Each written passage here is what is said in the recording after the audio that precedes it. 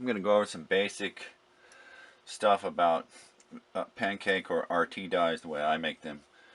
The original RT die is named after Roger Taylor, the guy that developed the process and wrote a paper about it in 1980 called the RT blanking process. And that's how I got started a little bit later than that. So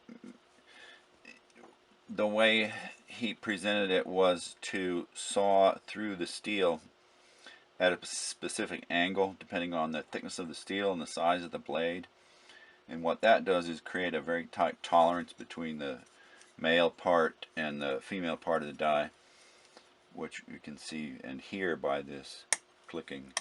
That's just the contact of the cutting edges. What that does, you can think of it like a loose pair of scissors compared to a tight pair of scissors. A loose pair is going to be sloppy, the joint sloppy, and there's the possibility of material getting stuck and not cutting right, and that's what happens in dies that are not cut properly or made in such a way that they don't have that tight tolerance. So I'm cutting a piece of 28 gauge soft red brass here. Red brass is notorious for giving problems. As you can see, it pops out very easily and very cleanly, no burrs along the edges. So that's the other benefit of a nice tight die, is that it cuts parts cleanly. And they're the steel is thin enough so that it's very easy to open up and operate and very fast to use.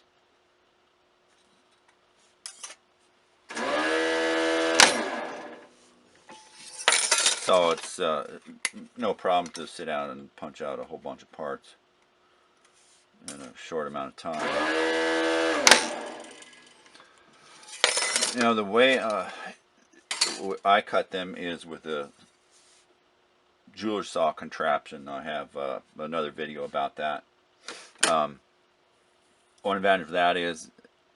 advantage of that is that I can use small saw blades and get quite a lot of detail. Even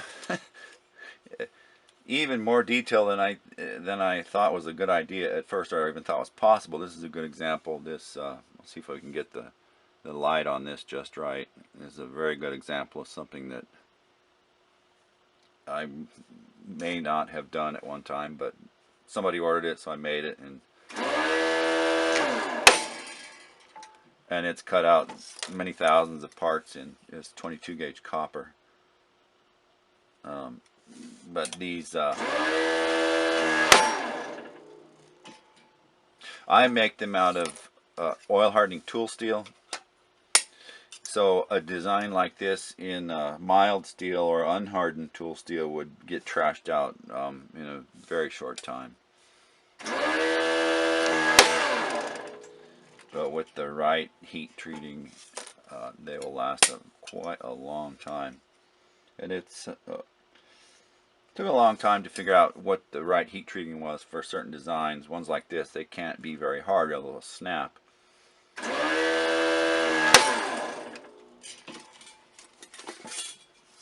So here's another very nice design by Eldonic Studios. They've let me use their dies for this demo. See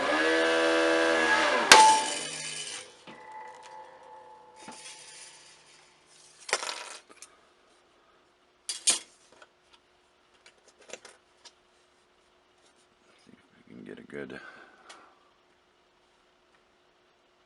lighting angle on that. It's not bad.